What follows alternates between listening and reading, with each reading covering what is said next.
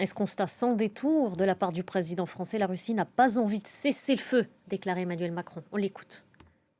Les dernières heures ont montré à cet égard que la Russie n'avait pas envie de cesser le feu. Et que s'il n'y a pas une pression accrue des Européens et des Américains pour obtenir ce résultat, il ne sera pas spontané.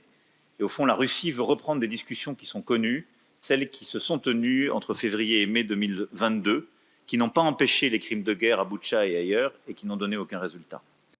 L'analyse d'Antoine Mariotti maintenant. Bonjour Antoine. Bonjour Nabila. Force est de constater au moment où l'on se parle qu'on n'avance définitivement pas.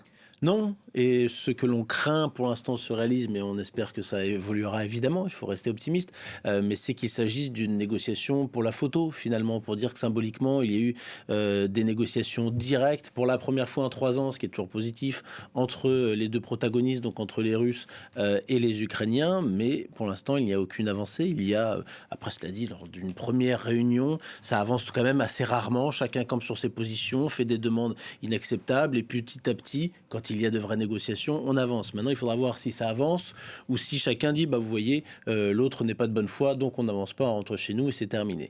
Les Ukrainiens disent, nous resterons, quoi qu'il arrive. Ils se positionnent vraiment par rapport justement à Donald Trump, en montrant bien que eux, contrairement à quoi on les accusait, eh bien, ils sont prêts à négocier et à avancer, y compris à faire des efforts. Maintenant, concrètement, ça n'avance pas. Cette première réunion s'est arrêtée. Il pourrait y avoir une reprise des discussions encore aujourd'hui, un petit peu plus tard, mais ce n'est pas encore acté, ce n'est pas encore certain. La décision n'est pas encore définitivement prise.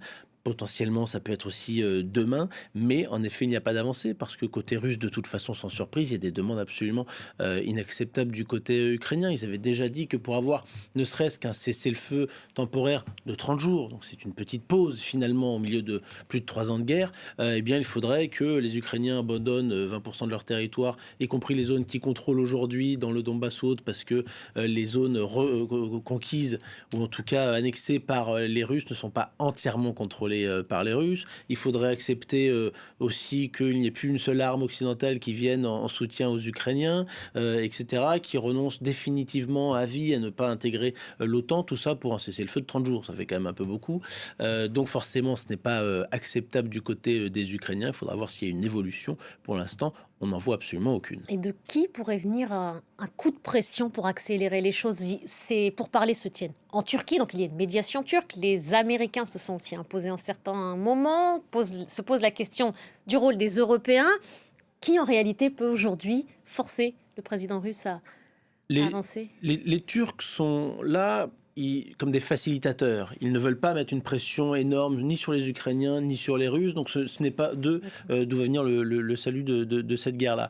Les Européens sont prêts depuis une semaine, depuis cette fameuse visite importante d'Emmanuel Macron, de Friedrich Merz, etc., Keir Starmer à Kiev, et ils disent, nous allons, s'il n'y a pas d'évolution, très rapidement, donc on parle quand même d'une question de jours potentiellement, imposer de nouvelles sanctions qui vont asphyxier complètement l'économie russe. Bon, rappelons-nous qu'on nous avait dit la même chose il y a 3 ans, que finalement elle n'est pas complètement asphyxiée, donc il faudra voir ce qu'il prévoit. Il prévoit notamment par exemple sur les exportations de pétrole avec une taxation à 500% de droits de douane qui prennent finalement les droits de douane de la méthode Trump qui peut fonctionner. Et aux avoirs russes gelés aussi, c'était une option. S'en servir en tout cas, parce qu'ils sont déjà gelés, mais s'en servir.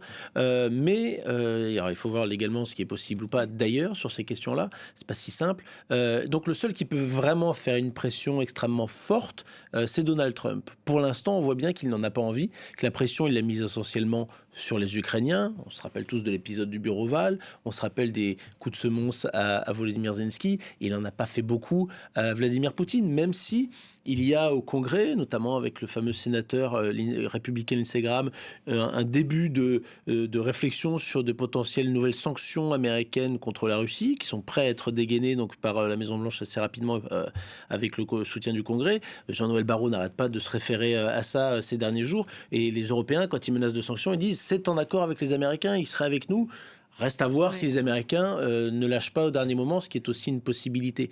Mais s'il veut une véritable pression, c'est le seul à pouvoir la mettre réellement. Pour l'instant, on a vu que lorsqu'il a demandé aux deux parties un cessez-le-feu sans condition de 30 jours pour pouvoir poser des bases et ensuite avancer, les Ukrainiens ont accepté, les Russes n'ont pas accepté. Donc c'était un revers pour Donald Trump. Il y a eu de nouveau cette demande-là il y a une semaine. Ça a encore une fois été rejeté sans dire allez vous faire voir, pardonnez-moi l'expression, mais en disant non, là, enfin oui, bien sûr, on est pour, mais il faut ça, ça, ça et ça.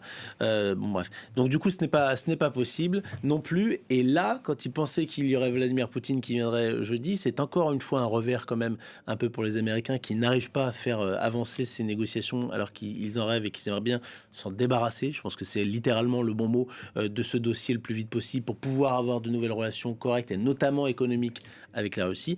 Et il n'y a toujours pas de volonté de Donald Trump qui commence à se demander si à Moscou on ne se moque pas un petit peu de lui. Il est intéressant de voir que ce n'est pas Steve Witkoff, accusé par Zelensky de reprendre la rhétorique de l'Ukraine. C'est pas lui qui est là autour de la table, c'est Marco Rubio et c'est Keith Kellogg qui était le négociateur de base pour l'Ukraine, qui avait complètement disparu, qui sort du placard soudainement et qui eux ont des positions moins pro-russes que Steve Witkoff. Merci beaucoup Antoine, merci pour ces éléments.